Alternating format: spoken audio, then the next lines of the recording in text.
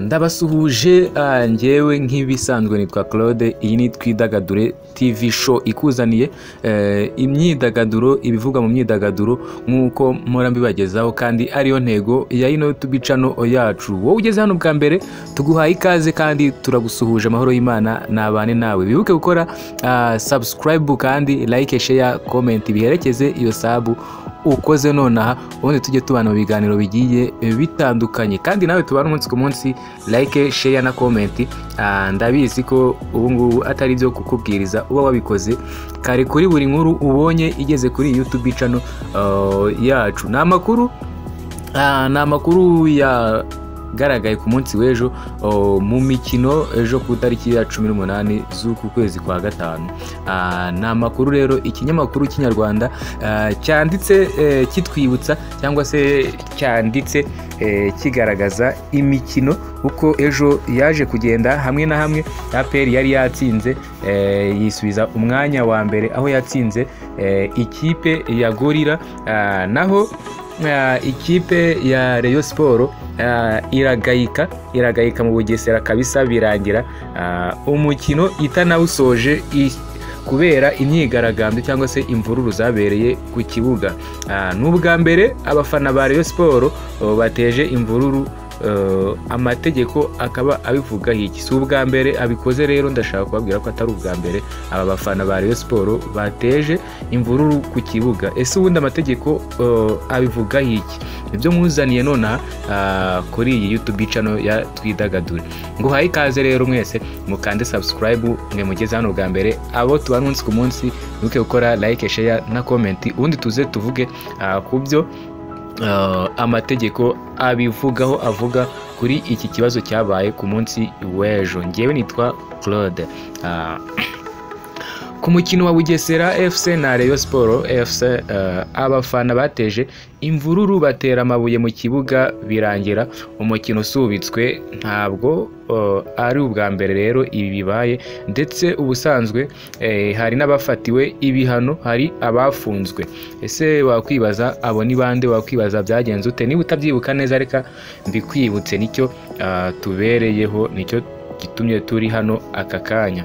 Ku wa gatandatu nibwo Bugesera FC yari yakiriye Rayon Sport mu mukino wo ku munsi wa 28 wa shampiyona y'icyiciro cya mbere mu Rwanda. Uyu mukino rero ari nako wahagaritswe utarangiye ku munota wa 57, aho Bugesera FC yari iyoboye n'ibitego 2 ku busa bwa Rayon Sport, nyuma y'uko habaye imvururu zabaye cyangwa se zavuye ku misifurire, kutishimira imisifurire kabisa, nibyo byatumye izi mvururu ziba. Ibyabaye rero ibi byabaye imbarutso ni ku munota wa 52, aho Biramahire Abedi yakorewe ikosa n'umukinnyi wa Bugesera Umar Aba mu rubuga rw'amahina. Abasifuzi rero bamera nk'abatabibonye, kandi abakinnyi ba Rayon Sport bo bakavuga ko yari penalty kabisa igaragara.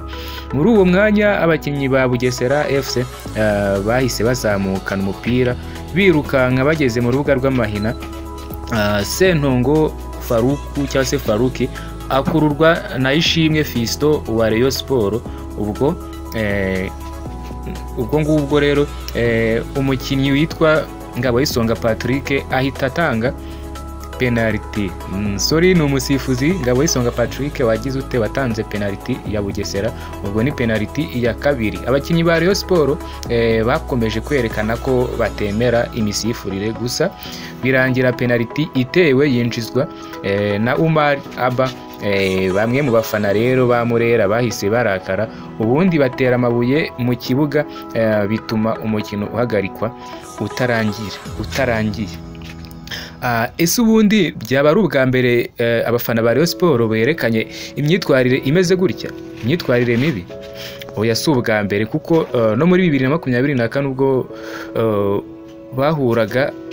haburaga imikino 3 ngo shampiyona irangire, aho Rayon Sport yasabwaga kuyitsinda ikegukana igikombe cya shampiyona.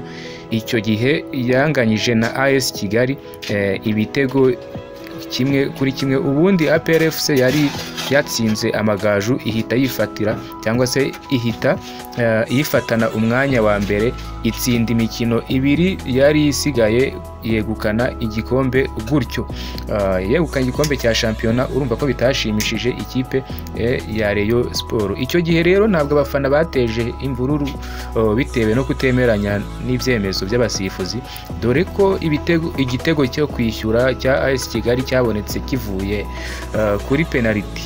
Nyuma y'izi mvururu rero polisi y'igihugu yatangaje ko yataye muri yombi abantu 12 bashinjwa guhungabanya umutekano. Abafana rero bashinjwaga kumena ibirahure bya stade ari nako batera amabuye n'amacupa mu kibuga no kubashinzwe umutekano. Ntabwo ari abafana gusa kuko hari n'abakinnyi n'abayobozi basagariye umusifuzi nabo bikarangira bafatiwe ibihano. Ibyo bihano nibyo ngiye gukubwira.